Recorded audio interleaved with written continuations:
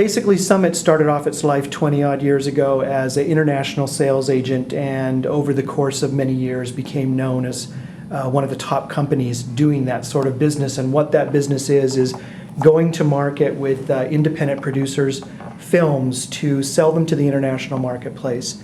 And then you can, as a producer, take those international contracts to banks and lending facilities to raise the production budget or a portion of the production budget of your movies.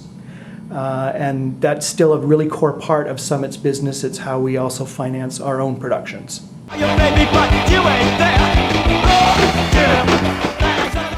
Well, I think honestly one of the first preoccupations we would have at this company is about the viability for the international marketplace. It's a very important consideration for us because most of the funding to make movies is going to be driven from our international sales and those contracts that are put into place. It's a tough question because the international marketplace is a very complex one.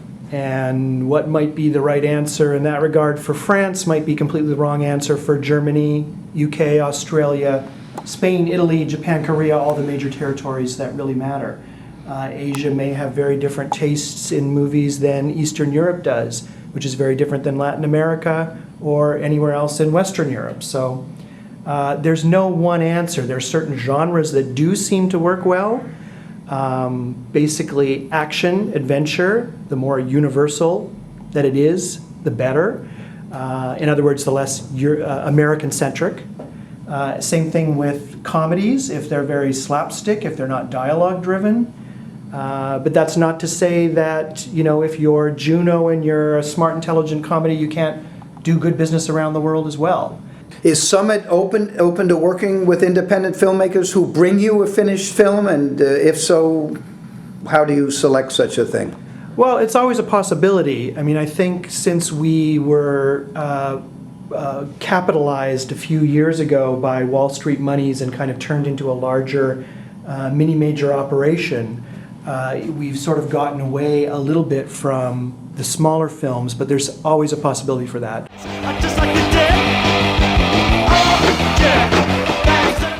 I don't know that there's any magic formula as to what we're looking for other than just commercial viability and playability, and I think basically at this point, because we're one step off of the major studio system, we're probably looking for something kind of unique and different.